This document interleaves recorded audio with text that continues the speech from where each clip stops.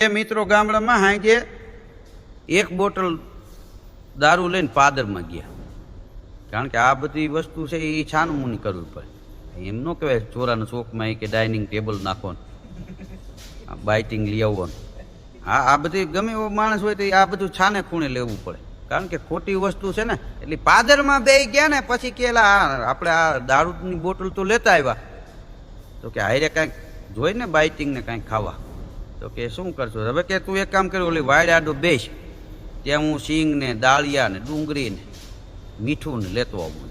એ લેવા ગયો પાછો આવ્યો ને ત્યાં આવડો આ ધોમ થઈ ગયો તો આખી બોટલ ખાલી કરી.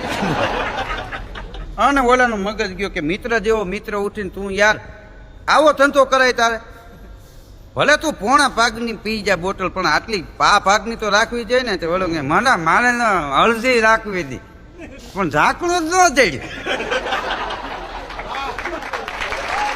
પછી ફરજિયાત પી કે ભાગની ને અડધી રાખવી હતી પણ કે ઢાંકણું ચડ્યું નહીં.